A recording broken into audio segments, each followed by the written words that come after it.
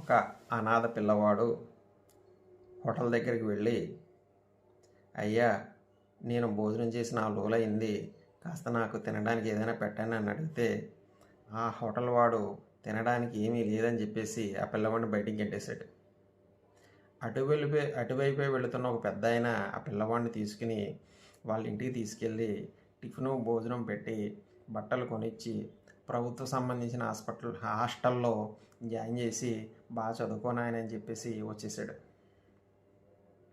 ఇది జరిగిన 25 సంవత్సరాల తర్వాత ఆ పెద్ద ఆయన తీవ్ర అనారోగ్య పాలయ్యాడు.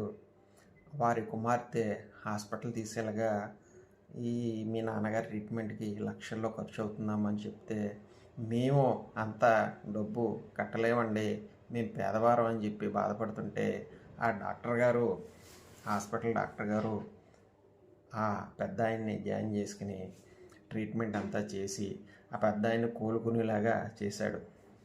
తర్వాత ఆ పెద్ద ఆయన బిల్లు ఎంత అయిందమ్మా, ఒకసారి కొనుక్కోమని కుమార్తెను పంపితే, మీ బిల్లు 10 లక్షల వరకు అయింది, కానీ మీ బిల్లు 25 సంవత్సరముల క్రితమే చెల్లించబడిందని చెప్పేసి క్యాష్ కౌంటర్లో 10 lakhs పెయిడ్ అని చెప్పేసి స్టాంప్ వేసి ఇచ్చేశారు. ఆ కుమార్తె తండ్రి దగ్గరికి వచ్చి, నాన్న, మన బిల్లు 10 లక్షల రూపాయలు అయింది, కానీ 25 సంవత్సరాల క్రితమే నువ్వు చెల్లించేసావని చెప్తున్నారు, నువ్వు చెల్లించావంటే, అమ్మా, మన పేదవారం, మన దగ్గర అంత డబ్బు ఎక్కడది, అయినా నేను 25 సంవత్సరాల క్రితం చెల్లించడం ఏంటి, ఎవరా డాక్టర్ గారు, ఒకసారి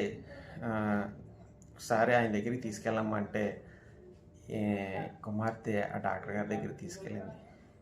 అప్పుడు ఆ డాక్టర్ గారు, పెద్ద ఆయన ఎలా ఉన్నావు, బాగున్నావా అని అడిగితే, అతను, ఎవరండి మీరు, నేను తెలుసా మీకంటే, 25 సంవత్సరాల క్రితం ఒక హోటల్ వాడు నన్ను బయటికి గెంటేస్తే మీ ఇంటికి తీసుకెళ్ళి భోజనం పెట్టి బట్టలు కొనిచ్చి హాస్టల్లో జాయిన్ చేశారు కదా, ఆ పిల్లవాడిని నేనేనండి అని చెప్పాడు.